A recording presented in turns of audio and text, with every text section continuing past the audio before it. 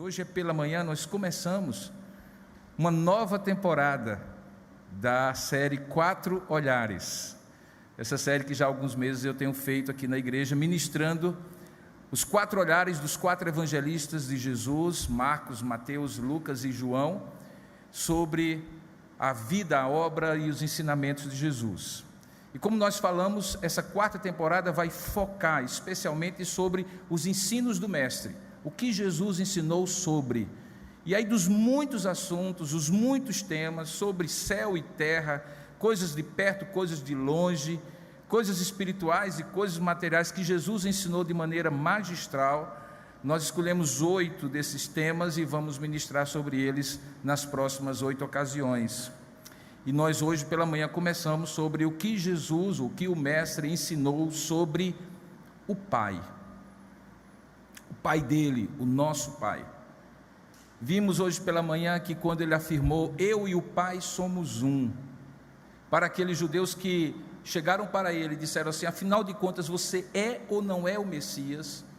Ele argumentou que de fato não apenas era o Messias, mas era o próprio Deus, pelas obras que ele fizera e que apontavam para as mesmas obras que o Pai já havia feito, e se estivesse no lugar dele, tivesse sido ele encarnado, faria também.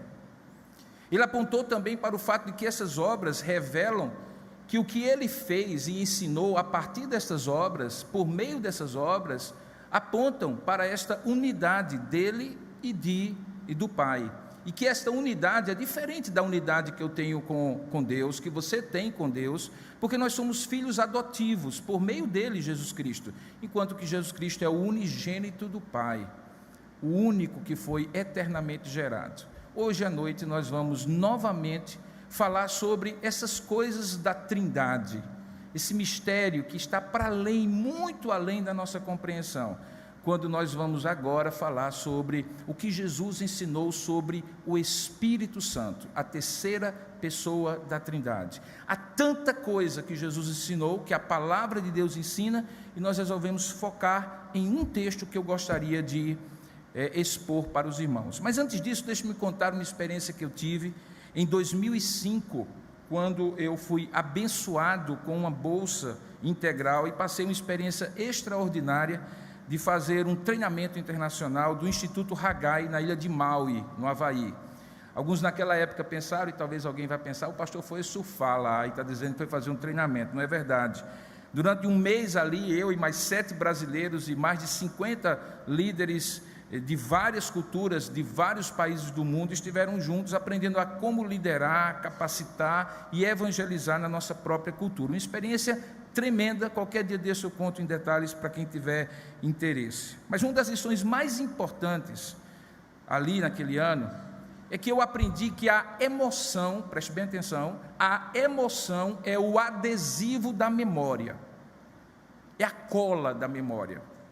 Que as coisas que a gente lembra com mais facilidade são aquelas que não apenas fazem parte da nossa história factual, dos fatos que aconteceram, mas de fatos que estavam associados no momento em que aconteceram a emoções, sejam elas negativas ou positivas. Eu aprendi isso a partir de algo que hoje é comprovado pelas neurociências, por estudos na área da educação, de ensino e aprendizagem, em uma das aulas em que um docente nos apresentou à turma que estava ali alguns conceitos abstratos, coisas que não eram muito concretas, e ele fez de 3 maneiras diferentes, em 3 momentos diferentes, durante aquela oficina ali de quase 3 horas. Primeiramente, ele apresentou alguns conceitos só falando, como eu falo aqui com vocês, não mostrava nada, não escrevia nada, só falando, e conceituando aqueles sentidos abstratos do que ele queria ensinar. Depois, no outro momento, numa outra sessão, ele ensinou também outros conceitos abstratos, mas ele, ao mesmo tempo que ele ensinava, ele escrevia, e às vezes até fazia uns gráficozinhos que nos ajudava, principalmente aqueles que aprendem visualizando, a saber o que ele estava falando e a memorizar o que ele estava fazendo. Deu-se um intervalo, e no 3º momento, o último, ele também falou de conceitos abstratos, mas ele fez uma coisa muito interessante. À medida em que ele falava de certas coisas, alguns auxiliares que estavam ali naquele auditório começaram a borrifar, dependendo do que ele falava, certas fragrâncias. e ato contínuo começaram a distribuir para nós determinadas coisas, como uma balinha doce, alguma coisa salgada, alguma coisa gostosa, pequenas coisinhas associadas àquilo que ele estava dizendo. E ele propôs para a gente o seguinte exercício: nessa hora, por favor, lembre de algo que lhe traz à memória a partir desse sabor, ou a partir desse cheiro. Em cada uma dessas sessões, ao final de cada uma delas, ele fez um rápido teste para nós rememorarmos o que ele havia ensinado. Vocês já imaginam qual é o resultado? Daquilo que foi só falado, nós lembrávamos, até um determinado limite. Do que foi falado e mostrado, nós lembrávamos mais do que na primeira sessão. Mas praticamente 100% daquilo que foi falado, mostrado, e nós pudemos sentir o cheiro e sentir o gosto, nós nos recordávamos em 100% dos casos. E aí ele ensinou e disse: é porque a emoção associada àqueles cheiros e àqueles gostos é a adesão, o adesivo, a cola da memória que vocês precisam ter. Eu estou falando isso na introdução dessa mensagem, porque se tem alguém que fez isso, foi Jesus. Ele não é chamado do mestre dos mestres à toa, pelo contrário, ele fez isso várias vezes. E quando nós hoje formos falar sobre o que ele ensinou sobre o Espírito Santo, nós vamos ver um exemplo disso. E aí eu gostaria que você então agora abrisse a sua Bíblia para a gente ver esse exemplo no Evangelho de João, assim como foi hoje pela manhã, mas agora no capítulo 14 e não no capítulo 10 como foi pela manhã. Abra sua Bíblia, portanto, no capítulo 14. Não leia ainda, nós vamos orar pedindo que a partir da leitura Deus já fale ao nosso coração. Senhor, nosso Deus, nosso Pai, nós estamos aqui congregados como teu povo, povo da aliança, porque nós te somos devedores deste culto. Mas é com tanta alegria e prazer que nós nos reunimos, que nós não sentimos como uma dívida, mas como um privilégio. É bom estar aqui com os teus filhos e filhas, é bom estar aqui contigo. Por isso, ó Deus, nós queremos te pedir, ó Deus, receba este culto que nós estamos te oferecendo, e particularmente nesta hora da ministração da tua palavra, fala ao nosso coração, nos faz nesta hora ter a mente iluminado, nossa compreensão expandida, dilatada, para abrigar toda a riqueza da tua palavra, e que isso aconteça não somente conosco que estamos aqui, mas também com aqueles que estão à distância, e que talvez até vão ouvir e ver essa mensagem dias depois. Ó Deus, usa-me pela tua graça, porque eu não sou nada, e não sou capaz de manifestar a tua glória. Só o teu Espírito Santo, sobre quem nós vamos falar agora, é capaz de manifestar a glória do Senhor, e faça isso neste lugar para, de fato, o teu nome ser glorificado. É o que nós oramos em nome de Jesus, amém. Diz agora assim o texto da palavra de Deus em João capítulo 14, a partir do verso 1: não se turbe o vosso coração, credes em Deus, crede também em mim. Na casa do meu Pai há muitas moradas, se assim não fora, eu vou-lo teria dito, pois eu vou preparar-vos lugar. E quando eu for e vos preparar lugar, eu voltarei e vos receberei para mim mesmo, para que onde eu estou estejais vós também, e vós sabeis o caminho para onde eu vou. Disse-lhe Tomé: Senhor, nós sabemos para onde vais, como é que nós vamos saber o caminho? Respondeu-lhe Jesus: eu sou o caminho, e a verdade, e a vida. Ninguém vem ao Pai senão por mim. Se vós me tivesseis conhecido, conheceríeis também a meu Pai. Desde agora o conheceis e o tendes visto. Replicou-lhe Filipe: Senhor, mostra-nos o Pai, e isso nos basta. Disse-lhe Jesus: Filipe, Filipe, há tanto tempo eu estou convosco e não me tens conhecido. Quem me vê a mim, vê o Pai. Como dizes tu: mostra-nos o Pai? Não crês que eu estou no Pai e que o Pai está em mim? As palavras que eu vos digo, não as digo por mim mesmo, mas o Pai que permanece em mim faz as suas obras. Crede-me que estou no Pai, e o Pai em mim. Crede ao menos por causa das mesmas obras. Em verdade, eu vos digo que aquele que crê em mim fará também as obras que eu faço, e outras maiores fará, porque eu vou para junto do Pai. E tudo quanto pedirdes em meu nome, isto farei, a fim de que o Pai seja glorificado no Filho. Se me pedirdes alguma coisa em meu nome, eu farei. Se me amais, guardareis os meus mandamentos. E eu rogarei ao Pai, e Ele vos dará outro Consolador, a fim de que esteja para sempre convosco.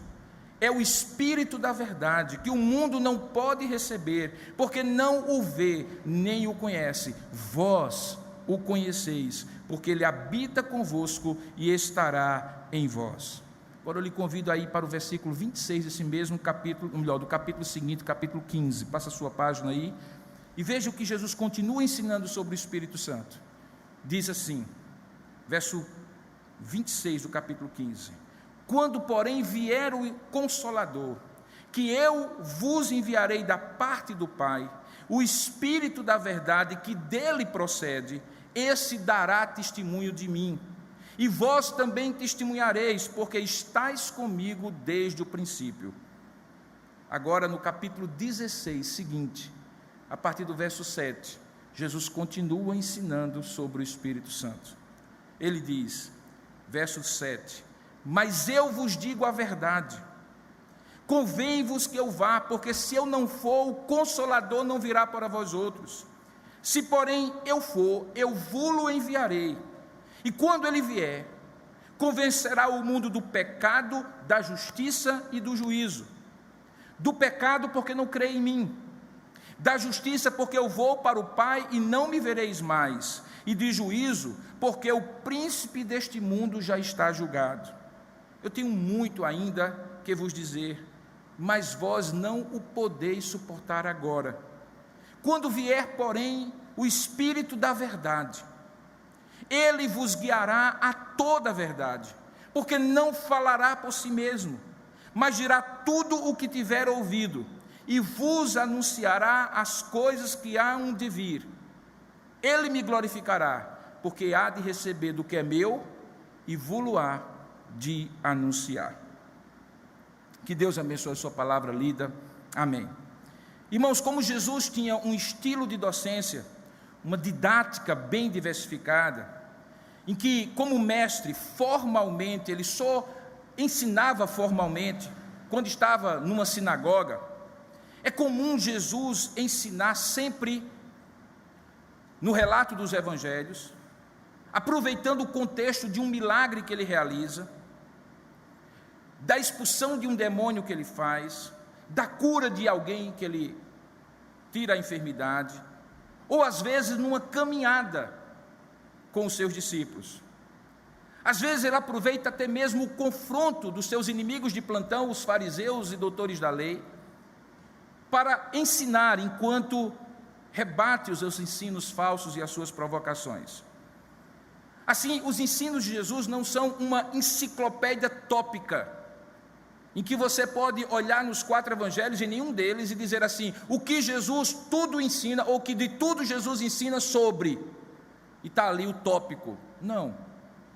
Os ensinos de Jesus estão espalhados nos evangelhos.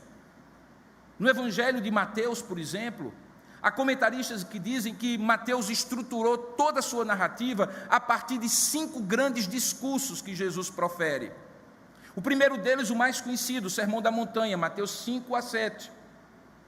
Depois o sermão chamado Sermão do Discipulado, depois que Jesus escolhe os seus apóstolos e diz, eu vos envio como ovelhas perante lobos, e aí ele faz um ensinamento de como deveria ser aquela conduta dos discípulos apóstolos. Depois, no capítulo 13 de Mateus, ele fala o chamado Sermão do Reino, usando o artifício de contar parábolas, e sempre dizendo assim, a que compararei o reino de Deus? E aí ele conta uma parábola e dá um ensino.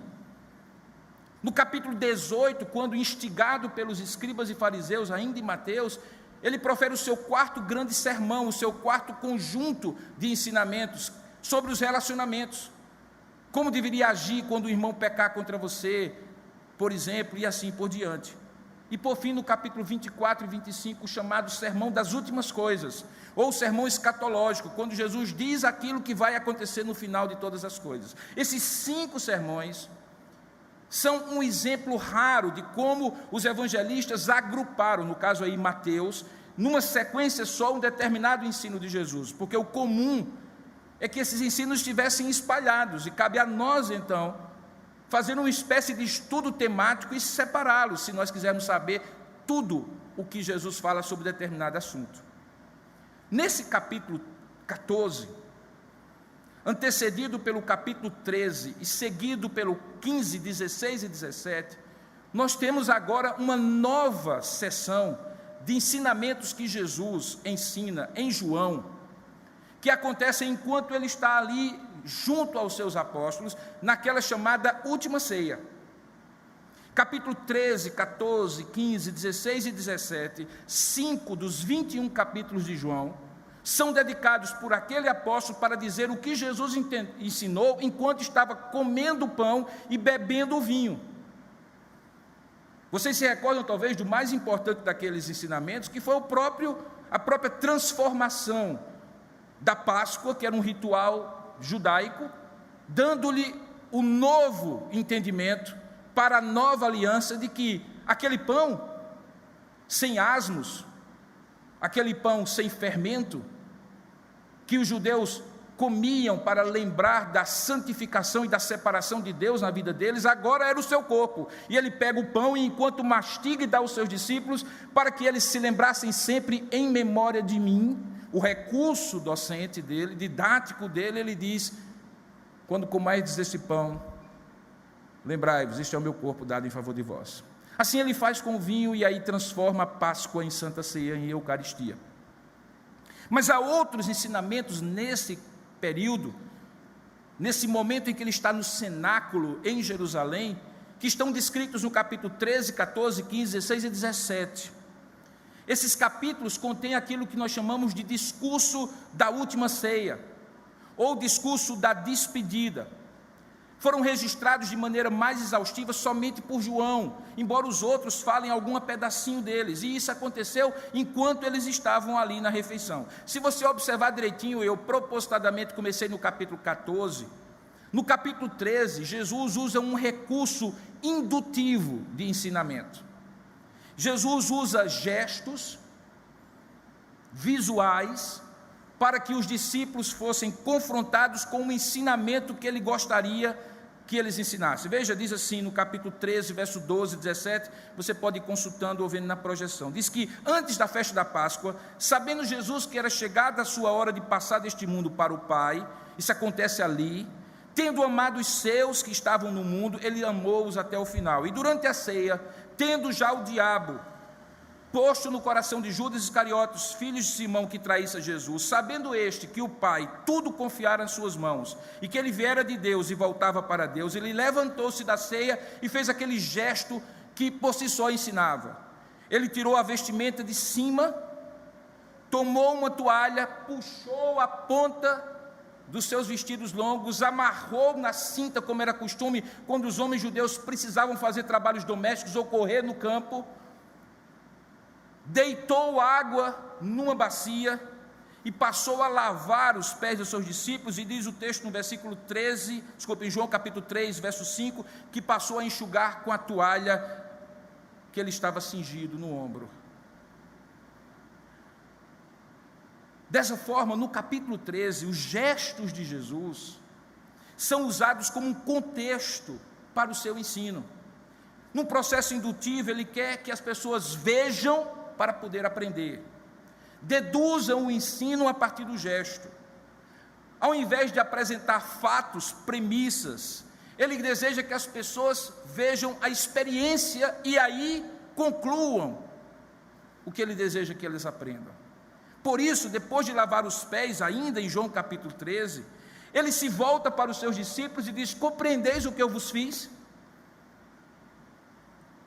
Pois agora eu vou explicar ainda melhor. Vós me chamais de mestre, e de Senhor, e dizei bem, porque eu sou o mestre e Senhor. Ora, se eu sendo, eis aqui o ensino, o Senhor e o mestre, eu vos lavei os pés, também vós deveis lavar os pés uns dos outros, porque eu vos dei o exemplo, para que como eu vos fiz, façais vós também. Em verdade, olha aqui o princípio, eu vos digo que o servo não é maior do que o seu senhor, nem o enviado maior do que aquele que o enviou. Ora, se sabeis estas coisas, bem-aventurados sois se a praticardes. Isso acontece no capítulo 13.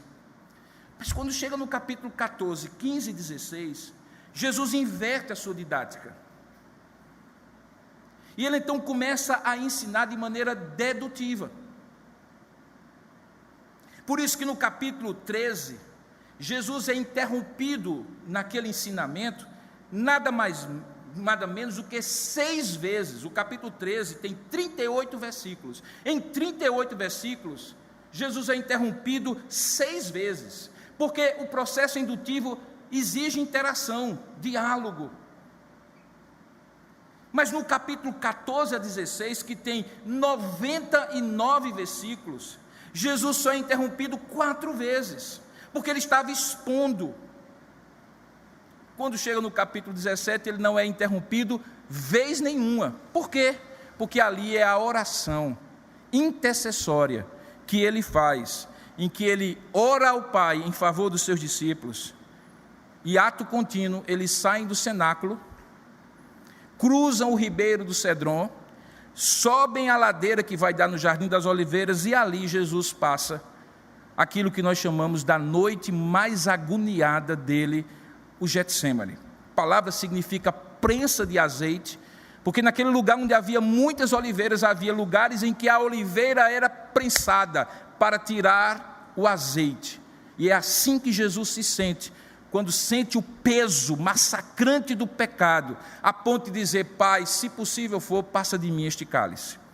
Junto com o pecado, a solidão dos seus discípulos se acentua naquele momento, logo depois desse ensino, porque quando vem prendê-lo, todos correm e fogem, e a partir dali ele não vê nenhum deles mais, com exceção de Pedro, que o acompanha no julgamento, e no julgamento o nega diante de uma criada, e de João, o seu discípulo amado, que aos pés da cruz recebe a incumbência de cuidar da mãe de Jesus, e também o privilégio de ser cuidado por ela.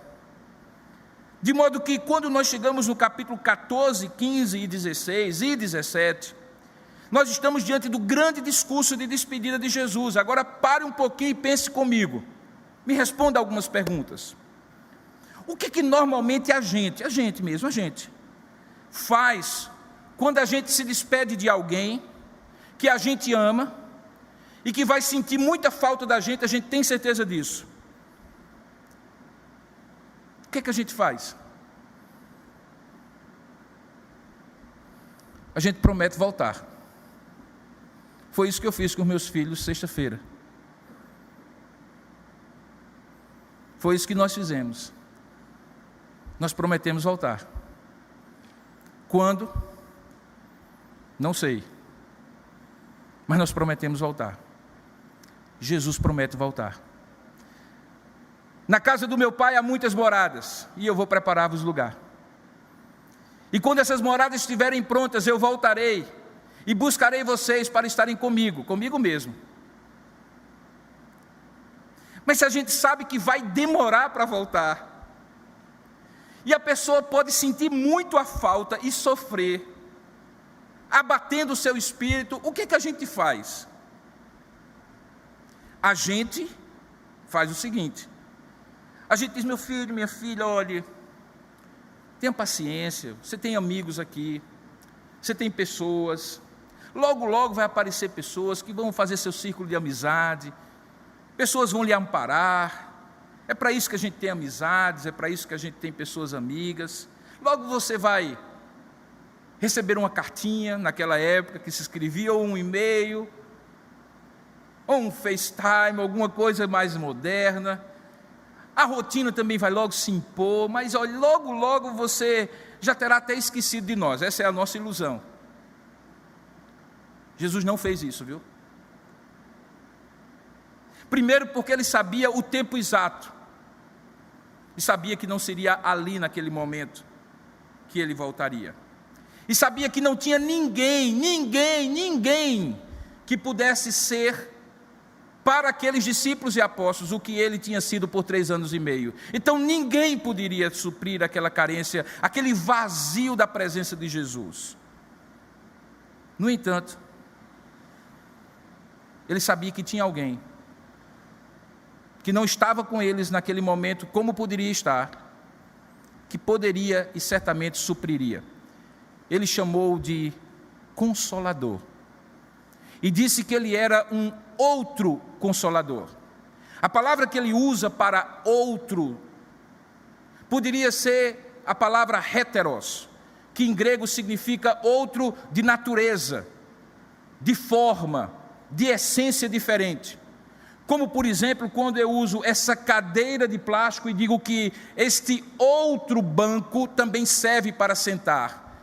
Mas a cadeira é cadeira, banco é banco, um é preto, outro é branco. Um é de plástico, o outro é de metal. Eles servem ambos para sentar, mas eles são de outra natureza em relação um ao outro. Jesus não usa essa palavra quando diz que haveria um outro Consolador com eles.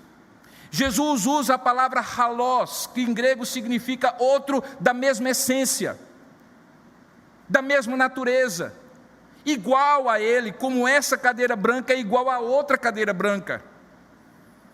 Ele estava falando não de alguém, de uma força, de um homem. Ele estava falando do próprio ser divino. O outro Consolador seria o Espírito Santo, que como Jesus e o Pai são Deus. E o português está correto, viu? Porque existe um único Deus que subsiste em 3 pessoas. As 3 pessoas são Deus e não são deuses.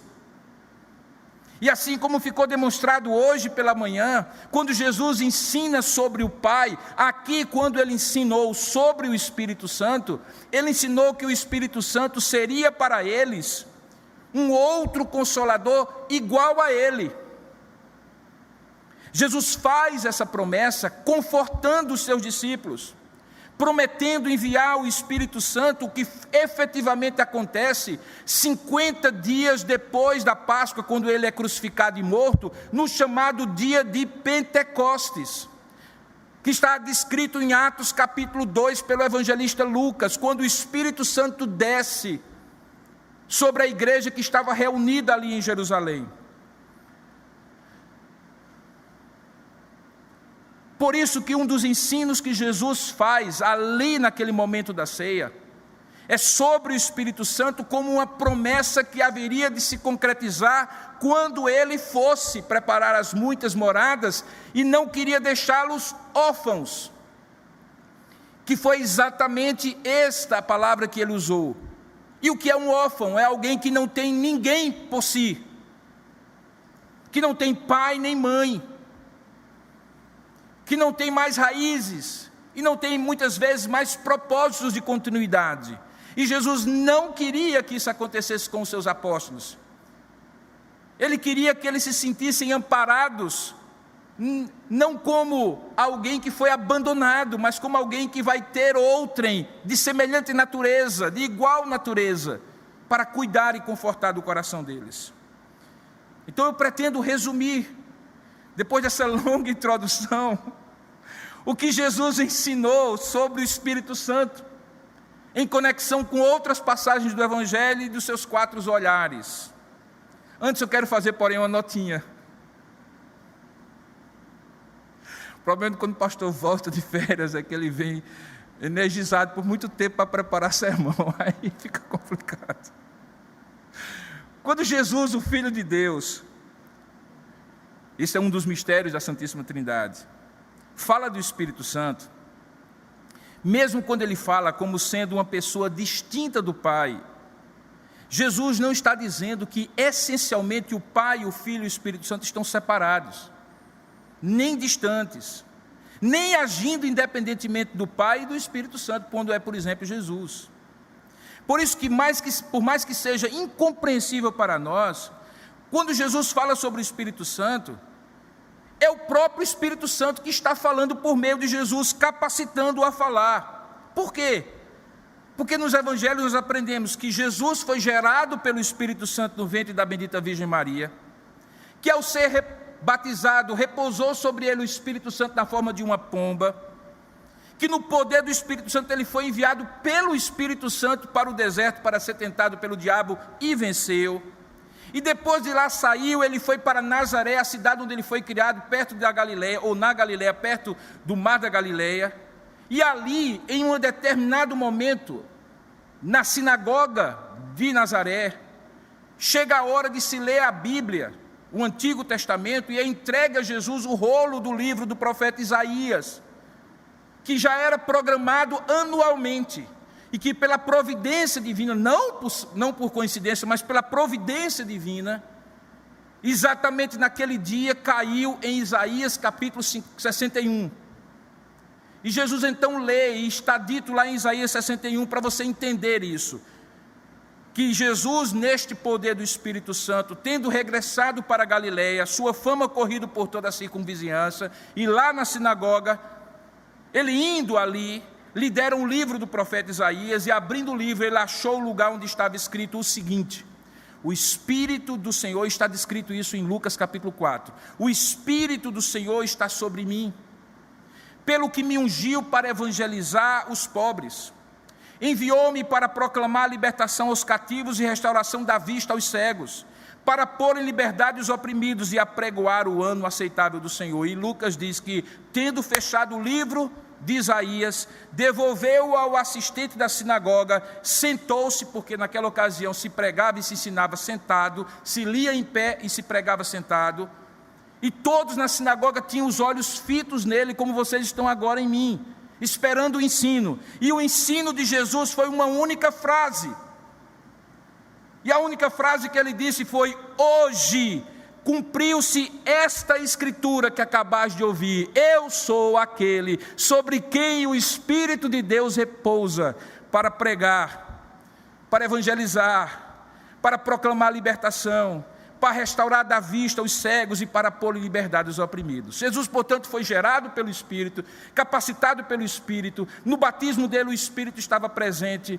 O Espírito Santo falava por intermédio de Jesus, de modo que quando ele fala de Jesus, ele não fala de uma realidade de uma pessoa distante. Quando ele fala do Espírito, ele não fala da realidade de uma pessoa distante, que só apareceria ali na cena em Pentecostes. Não. Todos os milagres, sinais e prodígios de Jesus foram realizados pelo poder do Espírito Santo. O que diferencia-se agora é que Jesus não vai falar do trabalho do Espírito Santo no momento em que ali eles estavam, mas do que aconteceria e que seria o trabalho do Espírito Santo depois que ele fosse. E isso nos interessa, sabe por quê? Porque é exatamente isso que ele continua fazendo conosco hoje, assim como fez com aqueles apóstolos. O que Jesus ensinou sobre o Espírito Santo valia para eles e vale para nós agora. E eu vou chegar à conclusão desse sermão dizendo que isso pode fazer uma maciça e potente transformação espiritual na sua vida. A mesma relação que o Espírito Santo tinha com eles, a partir do momento que Jesus foi assunto aos céus e ele desceu no dia de Pentecostes, o Espírito Santo tem conosco. Nós somos os seus filhos, e por isso é tão importante aprender o que Jesus ensinou sobre o Espírito Santo.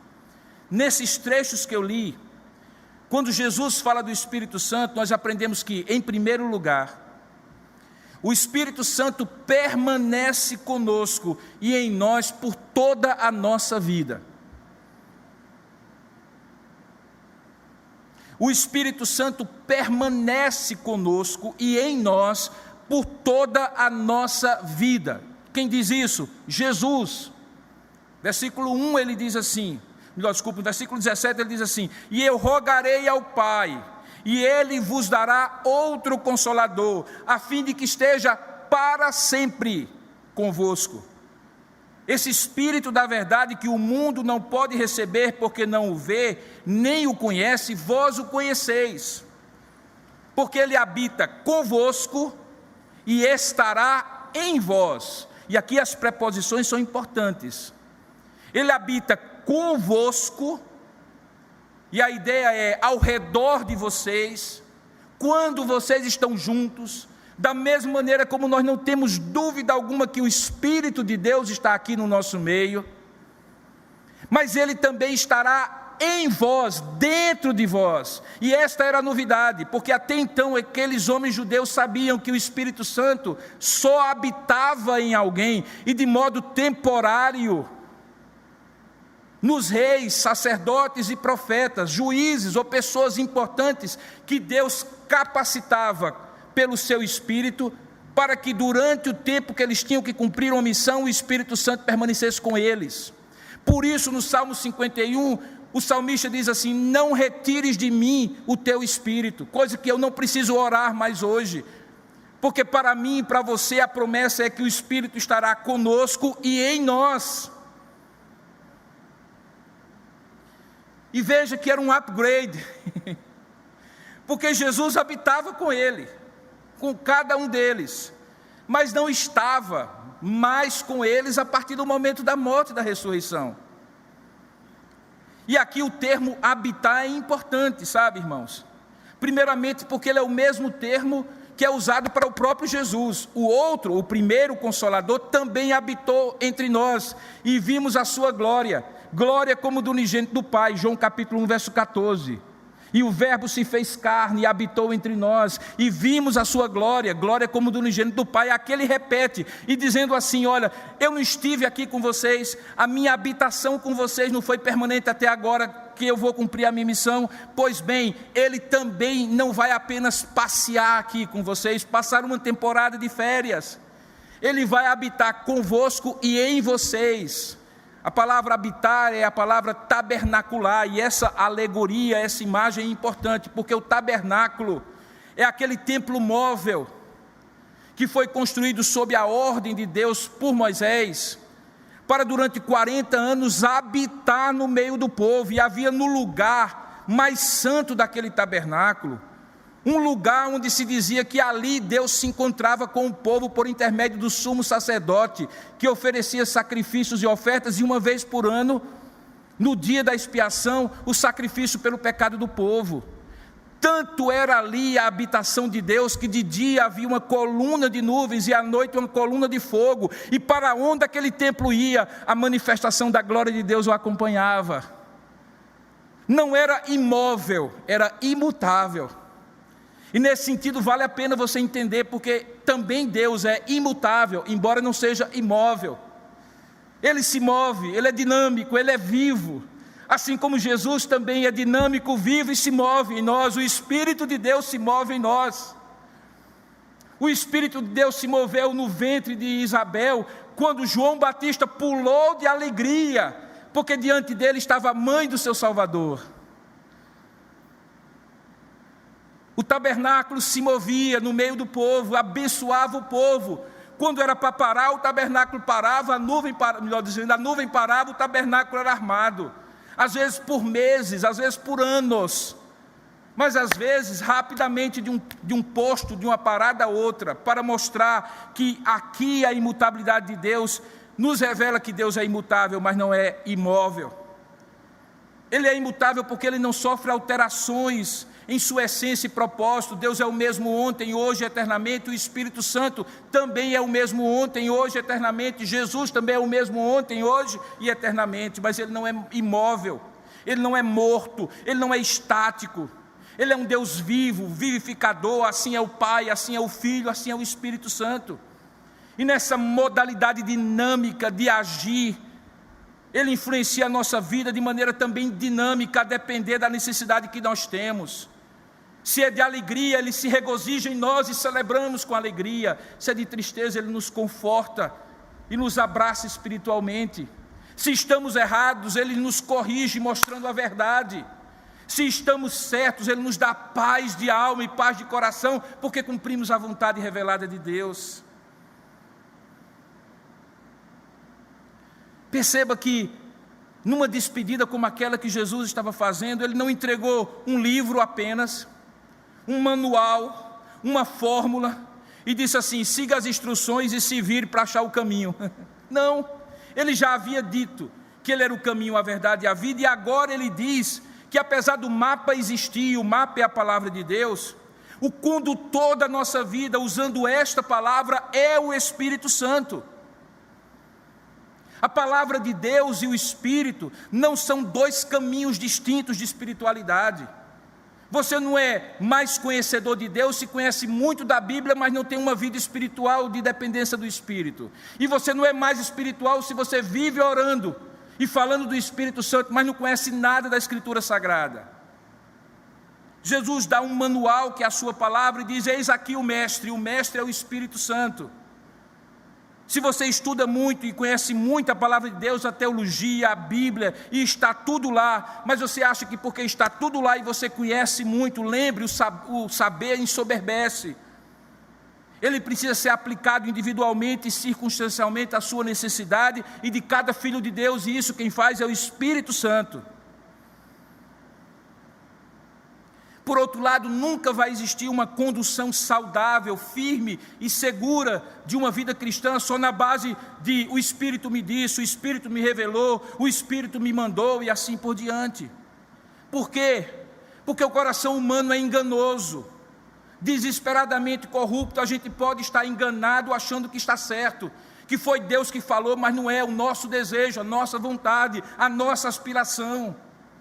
Podemos nos iludir, pior, enganando a nós mesmos, enganar a outro, nos desviar do que é certo, mesmo com as melhores intenções de fazer o certo. A palavra é a luz, e quem segura a palavra para o caminho ficar iluminado é o Espírito Santo adiante de nós e em nós. Portanto, é preciso que objetivamente a vontade de Deus esteja prescrita na sua palavra, dizendo o que é certo, porque é certo e como deve ser feito certo. Embora o ser humano, mesmo o ser humano regenerado, vai sempre precisar da habitação do Espírito Santo, que sem nenhuma blasfêmia eu chamo de GPS instalado, que já vem em nós quando somos regenerados, que habita em nós a partir do momento da nova vida. Você precisa da habitação permanente desse Espírito e da sua condução e poder para fazer o certo. Quando em Efésios capítulo 1, o apóstolo Paulo fala das bênçãos espirituais, quando ele diz: bendito seja o Deus e Pai, capítulo 1, verso 3, de nosso Senhor e Salvador Jesus Cristo, que nos tem abençoado com toda sorte de ricas bênçãos espirituais nas regiões celestiais em Cristo Jesus. Ele fala de bênçãos que Deus nos deu antes mesmo que nós existíssemos, quando ele diz que nos escolheu nele antes da fundação do mundo. Ele fala de bênçãos que acontecem quando somos resgatados por Cristo, no momento da nossa regeneração. E depois ele também fala de bênçãos, depois que esse resgate acontece, quando o Espírito Santo começa a nos ajudar a viver como filhos de Deus, santificados por Deus e discípulos de Cristo. Nesse sentido, Paulo diz que o papel do Espírito Santo é fundamental. Sabe por quê, irmãos? Porque é dito o seguinte, presta bem atenção, que nós fomos resgatados a fim de sermos, está no verso 12, a fim de sermos para louvor da sua glória. Nós, os que de antemão esperamos em Cristo, em quem também vós, dizia Paulo aos irmãos em Éfeso, depois que ouvistes a palavra da verdade, o evangelho da salvação, tendo nele também crido, portanto ele estava falando sobre crentes, fostes selados com o Santo Espírito da promessa, que é o penhor da sua herança e o resgate da sua propriedade em louvor da sua glória, que ele usa duas ideias, a ideia do selo e a ideia do penhor.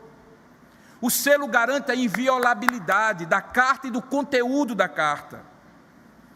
Para os que hoje só mandam e-mails e mensagens em WhatsApp, talvez você não consiga compreender, mas nós que temos mais do que alguns anos, lembramos que você poderia ter a melhor carta, o endereço certo, o envelope bonito, tudo direitinho, mas se você colocasse nos correios um envelope sem selo, ele não ia para lugar nenhum. Assim é o crente.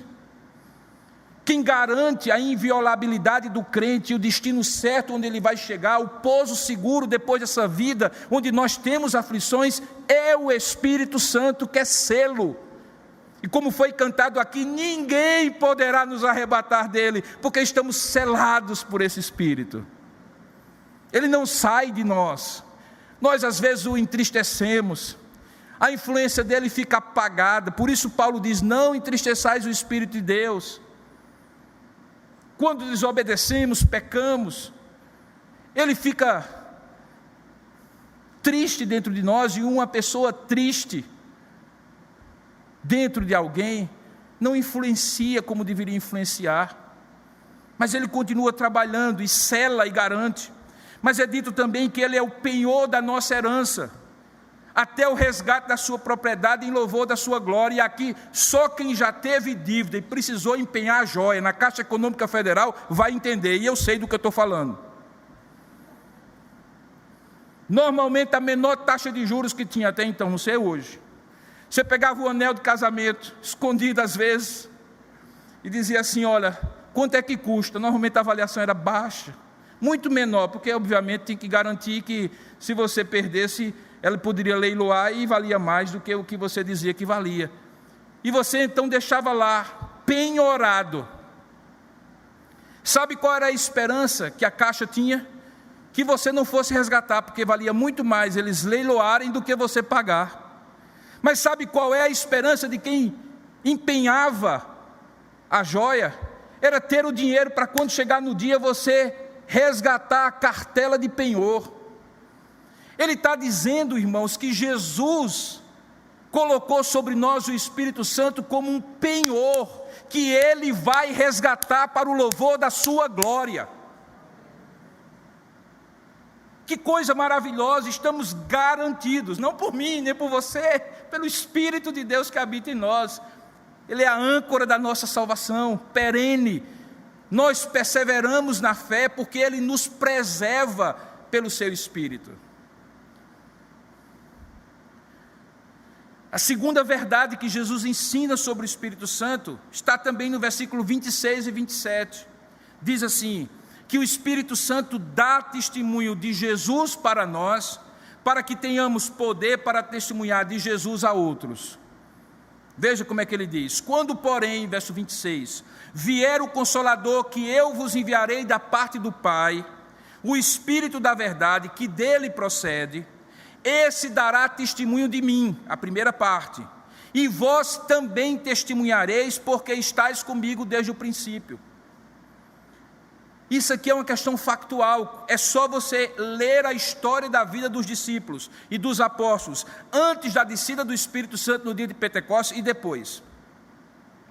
E você vê uma descida e uma diferença flagrante. Não há como não perceber que o testemunho interno do Espírito Santo, reafirmando que eles eram filhos de Deus, que eles tinham sido enviados como testemunhas no mundo, os encorajou, os empoderou. E o testemunho deles deixou de ser um testemunho medroso, covarde, confuso, inseguro. Antes eles eram assim, agora eles se tornaram corajosos, confiantes, mentes esclarecidas, poder no que falavam e faziam. Jesus, em outras passagens, afirma que esta é a diferença do Espírito Santo testemunhando que a promessa de Jesus, de que Ele habitaria neles e com eles, era para valer. E por isso, eles podiam testemunhar ousadamente sobre Jesus a outros. Por exemplo, no outro sermão famoso, o sermão do discipulado, em Mateus capítulo 10, olha como é que Jesus diz. Está enviando, viu, os apóstolos. E aí ele diz assim: olha, quero dizer uma coisa para vocês, eu vos envio como ovelhas perante lobos. Encorajador, né? Encorajador. Olha, eu quero dizer com vocês o seguinte: olha, vocês vão ser como ovelhas perante lobos. Por isso, sejam prudentes como as serpentes e simples como as pombas. Ok. Mas como? Acautelai-vos dos homens, porque eles vos entregarão aos tribunais e vos açoitarão nas suas sinagogas. Por minha causa sereis levados à presença de governadores e de reis. Mas é para lhes servir a eles de testemunho, a eles e aos gentios. E aí olha a promessa maravilhosa: E quando eles vos entregarem, ele não diz assim, não se preocupe que quando chegar na peinha de nada vocês não serão entregues. Não, ele diz assim, quando vocês forem entregues, não se preocupem sobre como vocês irão falar, não cuideis em como ou o que haveis de falar, porque naquela hora vos será concedido o que haveis de dizer, visto que não sois vós os que falais, mas o Espírito do vosso Pai é quem fala em vós. Em Lucas capítulo 24, uma das referências da grande comissão, quando Jesus envia os seus discípulos e a todos nós como testemunhas, é registrado que quando aqueles 2 discípulos do caminho de Emaús encontram os 11 apóstolos escondidos no cenáculo com medo, e começaram a contar, isso Jesus já tinha ressuscitado, que alguns dentre eles haviam visto Jesus vivo. Diz que naquela hora, quando eles estavam reunidos, o mesmo Jesus se apresentou no meio deles e disse-lhes, paz seja convosco. E eles, espantados e atemorizados, pensavam que via algum espírito. E ele lhes disse, por que estáis perturbados?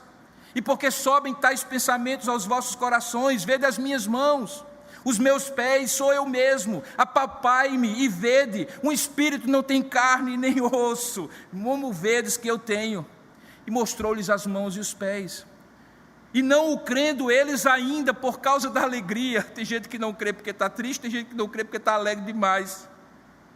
E estando maravilhados, disse Jesus a eles, vocês têm alguma coisa para comer? E agora ele diz, pronto, agora é que não vai dar certo mesmo, um homem que é espírito vai comer na frente da gente. É exatamente o que acontece.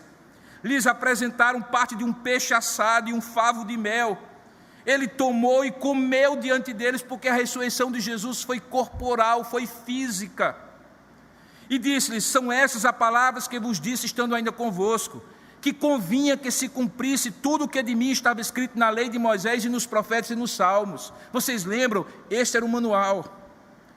Ele então abriu o entendimento espiritualmente para que eles compreendessem as Escrituras, porque até então eles compreendiam muito pouco. Por isso você não entende como é que uma coisa que é tão óbvia para você hoje, quando você escuta uma história de Jesus com seus discípulos, eles não conseguem entender. Mas como é que eles não conseguem entender estando ali com Jesus? E aí ele diz, olha, estava escrito e assim convinha que o Cristo padecesse e ao terceiro dia ressuscitasse dentre os mortos e em seu nome se pregasse arrependimento e remissão de pecados em todas as nações, começando por Jerusalém. E destas coisas vós sois testemunhas. Ok, mas eu sou só uma ovelha diante de lobos. E aí ele diz, e eis que sobre vós eu envio a promessa de meu Pai. Ficai, porém, na cidade de Jerusalém, até que do alto sejais revestidos de poder. E quando é que isso acontece? Em Atos capítulo 2, quando o Espírito Santo desce sobre eles. Mateus 28, na outra referência, a mesma coisa, toda autoridade me foi dada no céu e na terra, portanto ide. Ide em nome de quem? No poder de quem? Do Espírito Santo. A ação do Espírito Santo hoje é confirmar no seu coração que você é filho, intocável, está selado. Ele garante, o máximo que pode acontecer é você morrer, mas morrer todo mundo vai, mas você terá destino certo e glorioso, porque a morte não terá domínio mais sobre sua vida.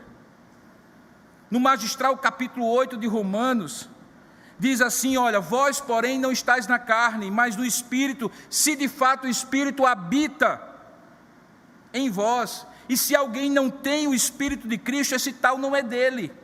Se porém Cristo está em vós, o corpo na verdade está morto por causa do pecado, mas o Espírito é vida por causa da justiça. E olha que coisa maravilhosa, ele diz, se habita em vós o Espírito daquele que ressuscitou a Jesus dentre os mortos, esse mesmo que ressuscitou a Cristo Jesus dentre os mortos, vivificará também o vosso corpo, o corpo mortal por meio do seu Espírito, com E maiúsculo, é o Espírito Santo que em vós habita. E aí na frente ele diz assim, pois todos os que são guiados pelo Espírito de Deus, são filhos de Deus. Porque não recebestes o espírito de escravidão para viverdes outra vez atemorizados, mas recebestes o espírito de adoção, baseado no qual clamamos Abba Pai. E aí ele afirma: o próprio Espírito testifica com o nosso espírito que somos filhos de Deus. Há momentos, irmãos, em que as circunstâncias dizem: você é um fracassado, você não é filho de Deus, nada mudou na sua vida, Jesus não faz nenhuma diferença. E o Espírito Santo, com aquela vozinha suave, mas firme, diz: não, a verdade é o contrário, você é meu. Eu estou selando e garantindo, enquanto eu estiver dentro de você, o seu destino está seguro. Não olhe as circunstâncias, não olhe, eu estou contigo. Se somos filhos, somos também herdeiros, herdeiros de Deus, co-herdeiros em Cristo, e se com Ele sofremos e iremos sofrer, também com Ele seremos glorificados.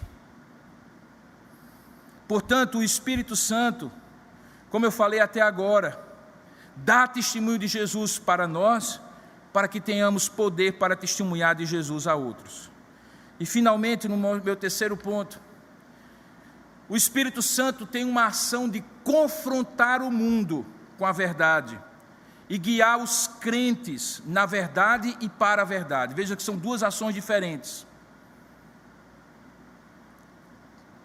Para o mundo, ele confronta com a verdade para juízo. E para nós, Ele nos guia na verdade para a salvação e para a santificação nossa. Ele diz isso do verso 7 a 14 do capítulo 16. Veja, ele passa 3 capítulos falando sobre muitas coisas, entre um pedaço de pão e um pouquinho de vinho. E entre essas memórias afetivas, gustativas, os discípulos jamais esqueceriam. Eu me lembro que ele falou isso exatamente naquela hora que ele pegou o terceiro pedaço de pão que ele estava na boca. Eu me lembro que até fulano de tal tinha pedido o vinho e eu passei para ele. Essas coisas que a gente lembra quando está ao redor da mesa da família, naquele Natal, Ano Novo e reuniões de família. Para o bem e para o mal, a gente sabe que acontece de tudo nessas horas. Jesus estava com eles e diz assim: eu vos digo a verdade, verso 7 do capítulo 16. Convém-vos que eu vá, porque se eu não for, o Consolador não virá para vós outros. Se porém eu for, eu enviarei a vocês. E quando ele vier, olha aí a obra dele para o mundo. Ele convencerá o mundo do pecado, da justiça e do juízo. Do pecado porque não crê em mim, da justiça porque vou para o Pai e não me vereis mais, já está feita a obra, a justiça já foi completa. E do juízo porque o príncipe deste mundo, o próprio diabo, já está julgado. Isso é o que eu vou fazer, que o Espírito de Deus vai fazer em relação ao mundo. Agora, eu tenho muito o que dizer ainda a vocês, mas vós não o podeis suportar agora. É a pós-graduação. Quando vier, porém, o Espírito da verdade, Ele vos guiará a toda a verdade, porque não falará por si mesmo, mas dirá tudo o que tiver ouvido, e vos anunciará as coisas que hão de vir. Ele me glorificará, porque há de receber do que é meu, que eram os seus discípulos, e vou-lá de anunciar.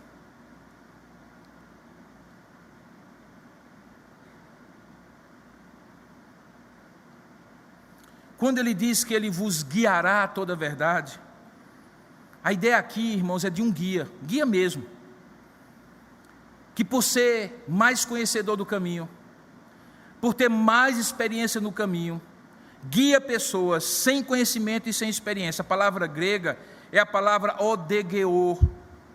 Ela só é encontrada 6 vezes no Novo Testamento, e sempre significa um guia que ensina o caminho certo, um guia que motiva quando o caminho está pesado, que impulsiona e capacita a pessoa para fazer o que é certo.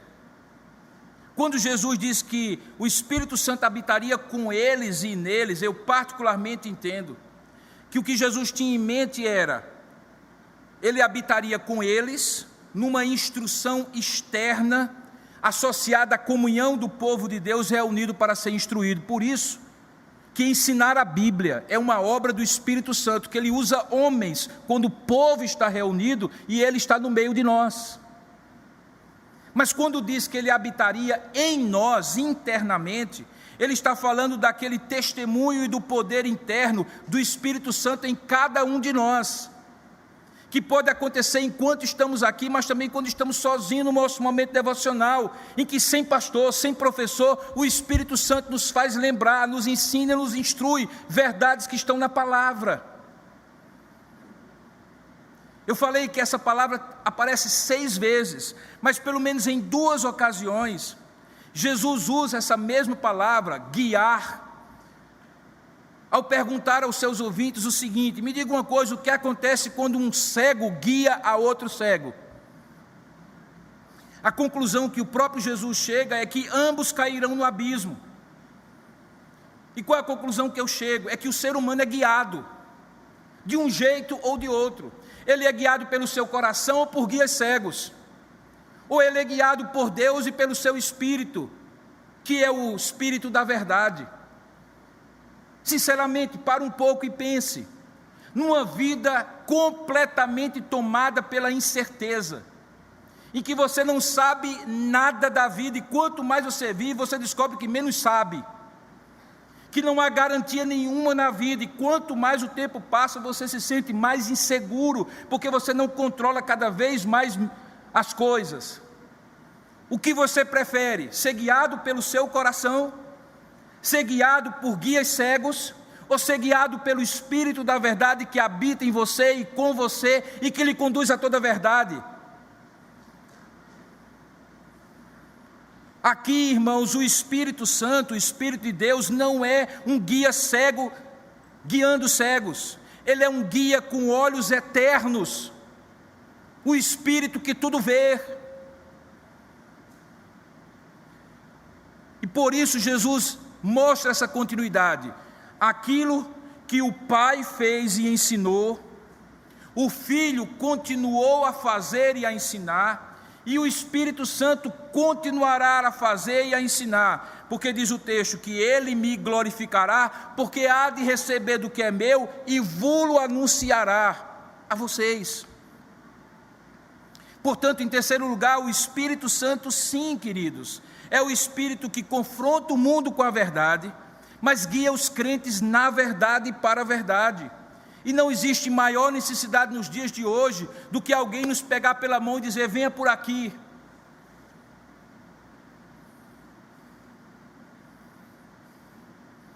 Eu quero atalhar o final da mensagem porque já estou avançando demais no tempo.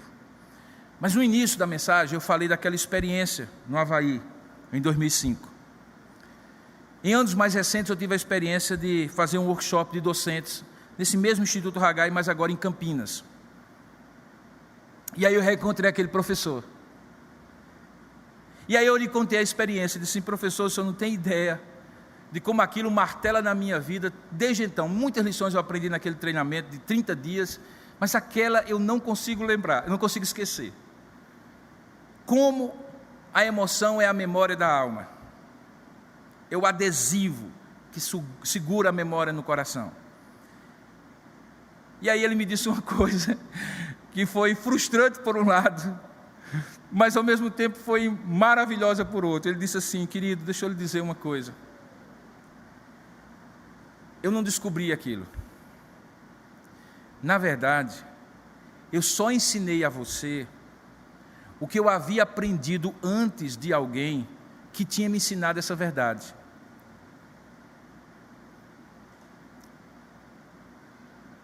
Porque eu também, quando fui ensinado, completou ele, não consegui esquecer dessa verdade. E aí ele se virou para mim, olhou nos meus olhos e disse assim: agora, o que eu quero saber é o seguinte: o que você aprendeu de mim, porque eu aprendi de outro, você está ensinando a mais alguém?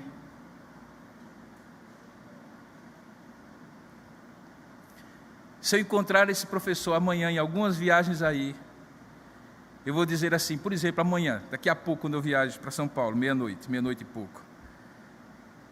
Ontem mesmo, eu ensinei mais uma vez às ovelhas que o Pai me confiou, essa verdade que eu aprendi do Senhor. Você entende, querido, que eu já perdi a conta de quantas vezes eu contei essa história? Que eu já ensinei essa verdade? Pois saiba de uma coisa: o Espírito Santo continua afirmando essa verdade para você, para cumprimento da promessa do Pai, segundo o propósito de Jesus, quando disse: eu enviarei o outro Consolador para estar convosco e em vós. Qual a implicação disso, irmãos? A mesma que o professor fez para mim. Você está ensinando isso a outros? Paulo coloca nesses termos: não vos embriagueis com vinho, no qual há dissolução, mas sede continuamente cheios do Espírito Santo. Sabe por quê, irmãos? Porque vida cristã não é só conhecimento bíblico ou teológico, é conhecimento vivenciado. E isso só o Espírito Santo pode operar na sua vida. Quando Ele opera na sua vida isso, é para que você conte a outros aquilo que você ouviu dele. Foi isso que Jesus ensinou sobre o Espírito Santo, enquanto comia o pão e o vinho, para que eles nunca mais esquecessem. E é exatamente isso que eu gostaria que acontecesse também com você. Que Deus o abençoe. Foi isso que Jesus ensinou sobre o Espírito Santo de Deus. Vamos orar. Ó Deus amado e querido Pai, oramos a Ti nesse momento para que essas lições sejam impregnadas pelo Teu Espírito no mais profundo da nossa alma. Que dias e dias depois dessa noite, o Teu Espírito esteja nos lembrando dessas verdades e nos fazendo vivenciá-las. Enche-nos, ó Espírito de Deus, com o Teu poder, com a Tua santidade, com o Teu amor e com a Tua graça, a cada um de nós. Tu que habitas verdadeiramente em todo aquele que é nascido de novo, que foi regenerado pela ação Tua, aplicando ao nosso coração a obra redentora de Cristo na cruz. Continua santificando, esclarecendo, guiando, instruindo, testemunhando dentro de nós quem nós somos e com que propósito nós estamos aqui na terra, e nos capacitando, nos empoderando para testemunhar de Ti a outros. E esse ciclo bendito, vivificador do Teu Espírito se multiplique até aquele dia que o penhor será pago, será resgatado, e nós estaremos contigo naquelas moradas que o Teu Filho Jesus prometeu que está preparando para nós. Abençoa-nos, ó Pai. Maranata, ora vem, Senhor Jesus. É em nome dele que nós te oramos. Amém.